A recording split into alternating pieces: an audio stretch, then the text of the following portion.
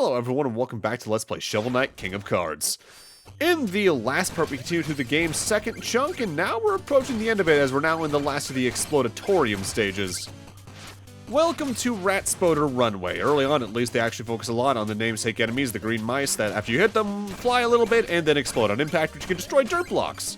You'd think they'd actually be able to use them a lot more than they actually do, but no, in both the alternate exit and main exit here, by the latter half, they are completely abandoned in favor of other mechanics. We also have the dropping potion slots here, which are in the other campaigns, but honestly, they're more of a mainstay mechanic here than the Ratsploders are. Honestly, I'm surprised there wasn't a name scheme they could have used based off these, like, Decanter drop-off, or I guess those are beakers, so, beaker breakers, or something like that, beaker bluff. It's not really a bluff, but you know what I mean. Feels like they kind of focused on the wrong thing in this case, which honestly is kind of surprising because most of the other level names are pretty on tune with what you're going to be experiencing throughout the level. Another thing that's also more focused on than the Ratsploders actively is the fire emitters. There are two variations of this mechanic, ones that just turn on and off, and then some that alternate, and the timing on it can seem a little scary when you first approach them, but as you actively run towards them, a shoulder dash through is often more than enough to get past them. The alternate exit route for this stage is entirely based on this mechanic, and while it starts off pretty simple, by the latter half, you're dealing with fire that is rotating along four-sided fire emitters in ways that can seem very intimidating visually, but as long as you keep an eye on the pattern and the rhythm, it's not too bad. It reminds me a lot of, what Mega Man game was it from, where they had these platforms that had spikes that were instant kill spikes that alternated between being on the top and bottom and the left and right. In my head, that's like potentially 9, but I actually can't remember off the top of my head. For as often as I play Mega Man, unless it's specifically Mega Man 6 largely, I kind of get lost on what's in what game when it comes to minor hazards like that, unless it's inherently super tied to the boss identity in question, if that makes sense. Mine, as covered prior on the channel, that's kind of the case for a lot of games I've played where there's a lot of information stored away in my brain that I just don't really access unless I'm actively playing the game, and thus it doesn't really come into play. I could probably think of at least 3 PS2 RPGs off the top of my head I can probably remember a lot of boss strategies for, but unless I'm actively playing it, I don't remember them off the top of my head. Alternate exit for Ratspoder Runway also gives you a shortcut straight to the Troupple King's level, so you can actively go end this section of the game if you wanted to. But before I do that, I of course want to go get the main exit here in Ratspoder Runway, which is a vertical scrolling section with the fire emitters. Vertical scrolling segments to me, and I think I may have talked about this in other LPs at this point, but screw it. I've always found inherently more threatening and stressful than horizontal scrollers, but I think a lot of that comes down to, for one thing, they usually have tighter corridors for you to work in, but also, you literally have less screen space to work with in every vertical scroller ever, really, especially once you hit the 16:9 aspect ratio swap. In 4:3 games, a little less so, it's more 50-50 on that, but here in 16:9, it feels tight. It's not actively that tight, though, due to the slow scrolling speed. It just feels tighter because of the smaller ratio at that point. Honestly, kind of surprised off the top of my head. I can't think of any vertical auto-scrolling segments in WonderSwan games, because I feel like that would have been a fun place to do that, given you can swap the resolutions around effectively. Getting that specific secret ring takes us over to the third merit medal for this stage, which, for some reason, this one always reminds me of a very specific, I think it's a missile expansion in Kraid's Lair in Metroid Zero Mission. With that said, it's not that stressful as long as you realize that that is a dirt block on the bottom of the third pile and not a solid block. And they're even kind enough to put you on the far side there, right next to the exit. The Explodatorium stages in this one, I honestly like more or less on the whole. The vertical scrolling segment there is probably the only one I'm just kind of like, with, but that's just because, again, auto-scrolling, very hit or miss in most games. Thus, we now have access to the final normal level of the second chunk of the game. Welcome to Axlongls Alcove, one of my favorite names to say in the game. Take a guess at what the Axlongls is. No, it's not that, Bug. What are you talking about?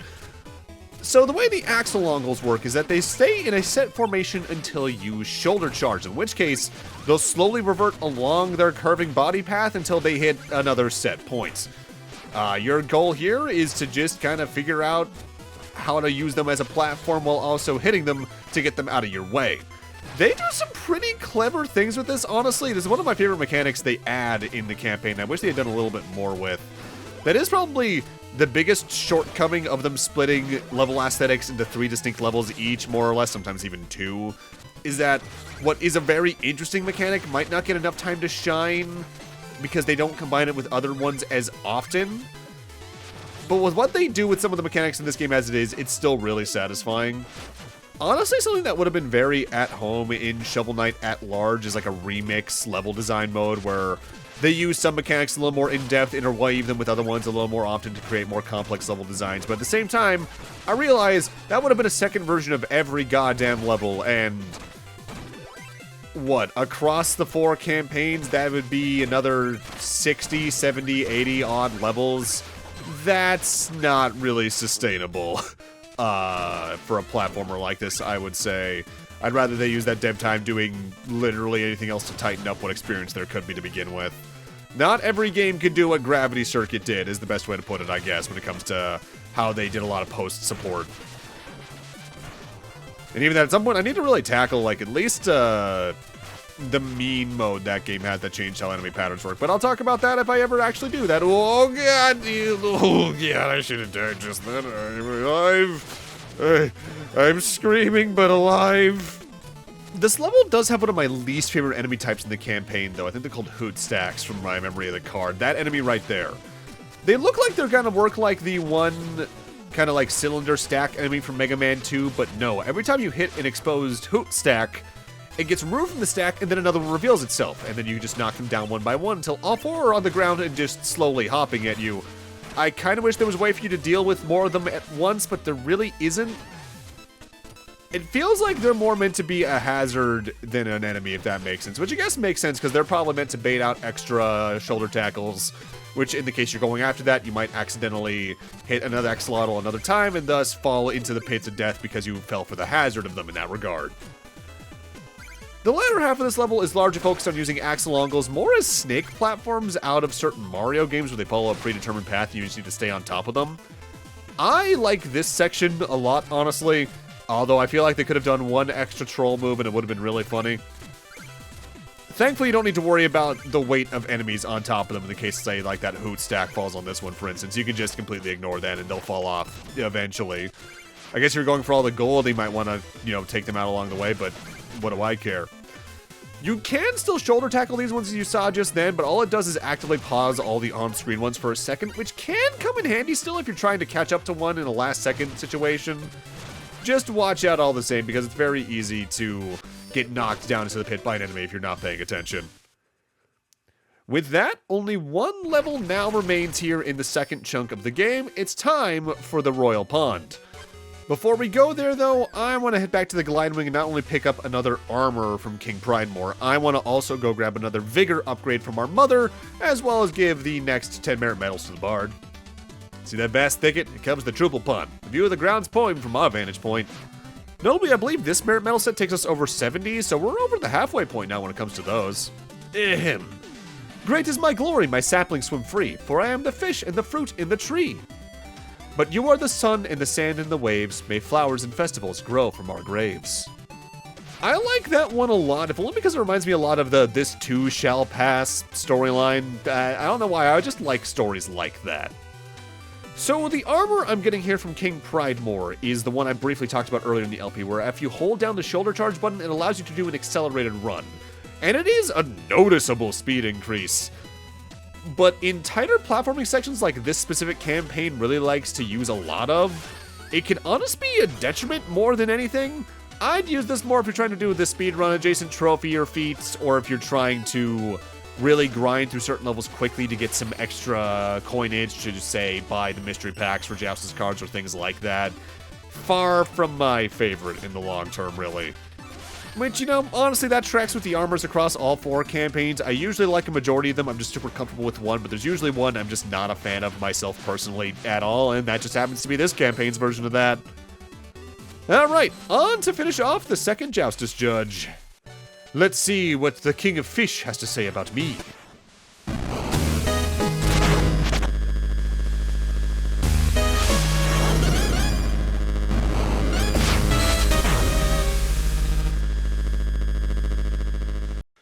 this level's mechanics come in 3 general varieties, but we're not going to see one of them until the latter half of it. In the first half, we're going to have to deal with a lot of bubbles rising up from the water and using them as platforms to reach the further platforms using shoulder charge and the twirl jump. You also have to worry about all the little trouples trying to attack you from the water, but that's not that big a deal. What you're going to see a little more often, though, is the flower petal platforms that we saw one of back at the card chest last time. The way they work is when you land on them, you don't immediately do anything, but when you jump off, you're immediately put into a higher twirl jump state, a little bit like the springs were back in the Pridemore Keep levels in the first chunk of the game. But you have to use them pretty precisely to get from place to place on top of partnering them with the bubbles. Thankfully, most of the placements of them are kind enough where the jumps aren't super stressful, but you do have to keep in mind what's around you as you do them. Also, decently well hidden item that I missed on my first playthrough pretty frequently. In fact, I think I had to run through the stage 3 or 4 times to find this. Shoulder tackle this wall, and we can find one of the merit medals. I believe the trouples in the water are infinite, so you do need to kind of worry about dodging around them more than actively attacking them, but they're not the worst to deal with as long as you keep in mind the fact they have a set arc in mind. Jumping over them is more effective than actively attacking them in my personal experience. Something I don't think I've directly talked about yet is that largely whenever a level has a mechanic shift in this campaign, though, it's almost always after the checkpoint. What's kind of weird about that, though, is that in terms of pure screen count, there are sometimes where it feels like the checkpoint is a little bit later than it should be in a level. Albeit largely that's usually due to the fact the second mechanic, if there is one, has fewer screens to it to begin with, either due to higher difficulty or fewer opportunities for remixes, should the case be, especially with how they had to work with King Knight's own mechanics. In specific, the latter half of this stage is definitely a bit shorter in my memory than the first half. Also, I have never successfully gotten this merit medal without dying or using the bubble frog. I think I see what they want you to do, but it's just never felt comfortable. I think they want you to shoulder dash right, get it, and then bounce on the levels going up to the bubbles going up to the left. But the timing of that's just always felt absurdly strict for what it is, so I don't really like doing it without using a bubble frog. It's really weird, too, because most of the merit medals in the game, what they want you to do is pretty clear, at least in my experience, just looking at the level design. That's one of the few cases where it just feels a little off in my experience. Mind you, again, mileage may vary on that. How we all absorb information and interpret it is radically different from person to person. The second mechanic for this stage is this boat. You shoulder bash into it, it moves in that direction a couple tiles. It moves a few more on water due to momentum. Now do that over a giant bottomless pit river while avoiding enemies, and it can be kind of tight feeling. The area you have to play around with here is very limited, especially considering most of the enemies around here are the fairies that actively home in on you slowly. It's not the worst feeling, but I've never been too fond of this, and admittedly, they don't use it too often, so I feel like even they were like, yeah, it's a little bit awkward. The big thing to note is you really should try to take care of any enemies first using sub-weapons like the Horns of Heralding, the Blitz Steed sub-weapons, things like that to get a little bit of range ahead of you. But also be careful not to land on either of the bird heads, because shoulder bashing in either direction from one of those might as well be an instant death, barring a very quick reactive use of the bubble frog. It's not the worst feeling, but there's a reason it's not in this campaign too often. Ending this level off, though, is one more boat section where we're going to be in an auto-scroller where there's a bunch of the trouples trying to hit you from below as they jump out in their arcs. I don't really have good advice for how to avoid them here because the spacing is admittedly very awkward. The Horns of Heralding could be helpful here, but because they spawn at very uneven places across the screen in very uneven timings, I don't think it'd be the most useful. Honestly, the best thing to do here would to just react, I guess, at the end of the day. No real sub-weapons that can help you there super easily. At a specific timing, using the scepter might be good to help just get off the boat as soon as you can, but given the scrolling speed, that's not going to be super useful at the end of the day either. Not exactly a hard screen, but definitely a troublesome one. What makes the boat even more important, though, is that the boss fight itself takes place on one, so prepare for what can be a bit of an awkward fight. The second Joustus judges nowhere to be found in this reeking bog. My cape is sodden with muck. Oh, hi there. My sacred apples soaked. My acolytes toiled long hours to gather those. Who dareth sully my waters? I dareth. Stand aside, foul thing. I've arrived to defeat the Troupple King, yet he cowers in hiding. Dost thou realize not to whom thou speaketh? It was gravely foolish to come here unprepared, mortal. Lecture me not, blabbermouth. Instead, lead me to the Troupple King at once.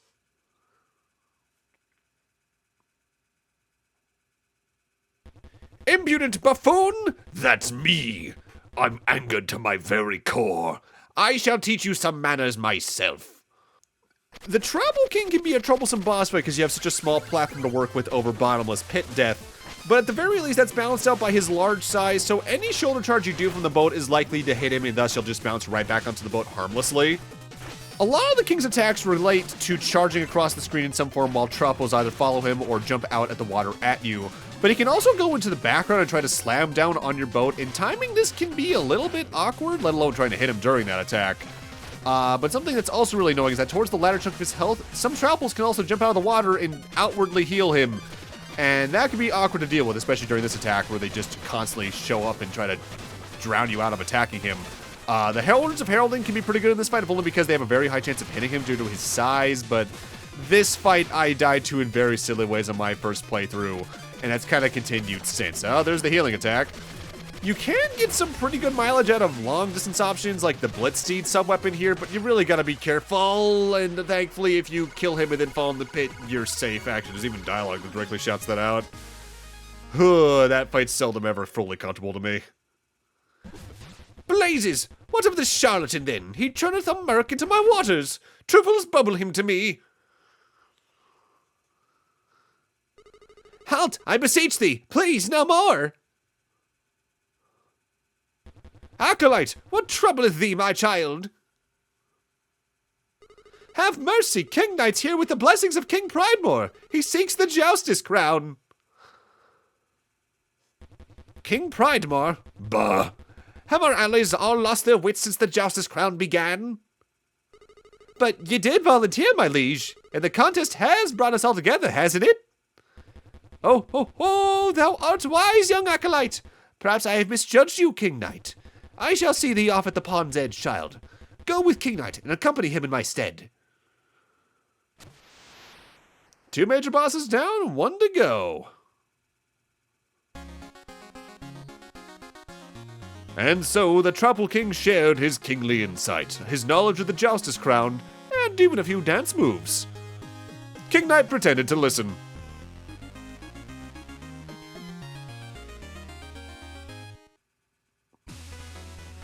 And thus we move on to probably the chunk of the game I liked the least on my first playthrough. A Troupple Acolyte's come aboard, but there's no sign of the Troupple King? I'm here in lieu of his majesty. He bows his stem to King Knight, heir apparent to the Joustus crown. Gulping gizzards, he's done it! He's beaten the Troupple King! Details, man, out with it. Mustn't keep your audience waiting. How'd you outsmart the Troupple King? Well, actually, no, I'm not sure if...